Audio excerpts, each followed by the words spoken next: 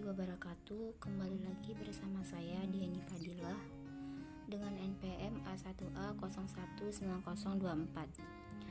Kali ini saya akan membahas mengenai materi dengan tema yaitu pendidikan di tengah pandemi COVID-19. Semenjak diberlakukannya masa darurat COVID-19 pada tanggal 16 Maret 2020, hampir seluruh sekolah di Indonesia mengambil kebijakan pembelajaran via daring atau disebut dengan pembelajaran jarak jauh atau PJJ. Dengan adanya pembelajaran daring, guru dan peserta didik sama-sama belajar untuk memanfaatkan teknologi sebagai media pembelajaran. Tepatnya, melalui surat edaran Menteri Pendidikan Nasional Nomor 4 Tahun 2020 tentang kebijakan pendidikan dalam masa darurat COVID-19, pelaksanaan pembelajaran menyesuaikan dengan kebijakan ini yang berisi 4 hal, yakni pembelajaran mandiri ditujukan untuk memberikan pengalaman belajar yang bermakna tanpa dibebani untuk menuntaskan capaian kurikulum untuk kenaikan kelas maupun kelulusan. Para pelajar mesti dibekali dengan kecakapan hidup tentang pandemi COVID-19. Guru memberikan tugas secara bervariasi dengan mempertimbangkan perbedaan kemampuan setiap individu dan fasilitas belajar. Pemberian umpan balik atau feedback terhadap kinerja siswa mesti secara kualitatif. Sistem pembelajaran dilaksanakan melalui perangkat personal komputer atau PC atau laptop atau telepon pribadi masing-masing dengan koneksi jaringan internet. Guru dapat melakukan pembelajaran bersama di waktu yang sama menggunakan grup di media sosial seperti WhatsApp, Telegram, Instagram, aplikasi Zoom, Google Classroom, dan Google Meet. Namun, pelaksanaan pembelajaran jarak jauh atau PJJ tidak semulus dibayangkan. Sampai saat ini, kebijakan pembelajaran dengan sistem daring masih menjadi polemik di masyarakat. Persoalan yang muncul pun cukup beragam dalam PJJ, mulai dari hal yang terkait dengan kesiapan infrastruktur penunjang, yaitu berkaitan dengan keterpunyaan antara laptop ataupun telepon, di mana masyarakat Indonesia yang masih di bawah kelas menengah sampai kelas bawah itu masih sangat jarang yang mempunyai laptop ataupun telepon genggam yang berupa Android. Hal ini juga akan menghambat proses pembelajaran jarak jauh.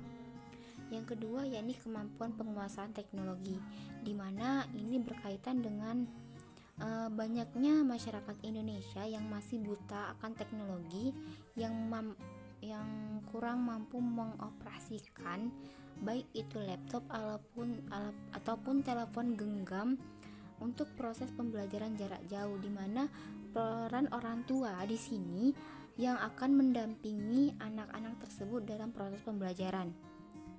Selanjutnya yakni adalah kemampuan finansial masyarakat.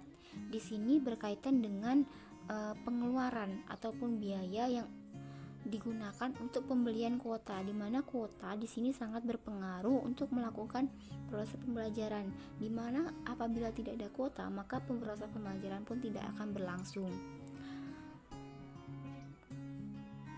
Selain itu, untuk menyukseskan terlaksananya proses pembelajaran secara jarak jauh ini diperlukannya kerjasama baik antara guru, anak, orang tua, bahkan pemerintah sekaligus.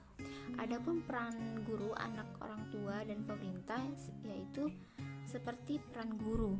Guru dituntut untuk berpikir kreatif dan inovatif dalam memberikan pembelajaran secara daring, sehingga anak-anak tidak jenuh dalam menerima pembelajaran tersebut.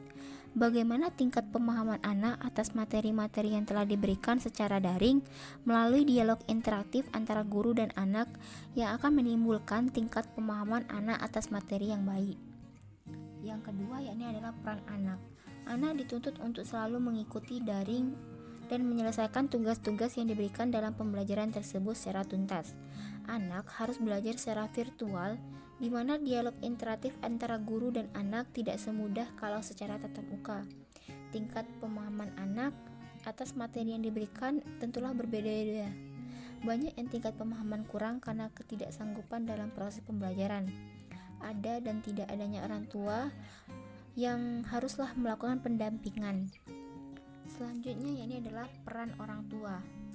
Orang tua di saat pembelajaran daring sangat diperlukan oleh anak, terutama pada anak tingkat SD.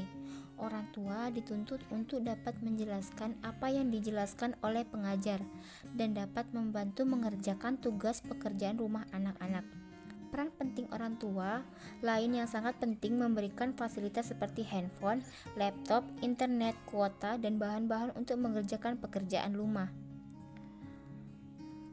Hal ini memicu kesenjangan karena saat ini di saat pandemi banyak sekali pemutusan hubungan kerja di kalangan buruh, pemotongan gaji karena dampak pandemi dan berkurangnya penghasilan bagi pelaku UMKM.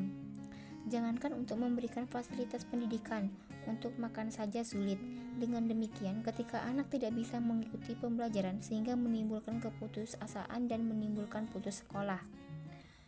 Yang terakhir yakni adalah peran pemerintah.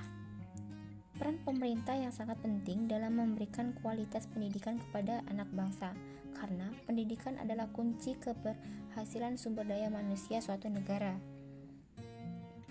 Di tangan anak-anaklah kedepannya kita bisa menjadi maju.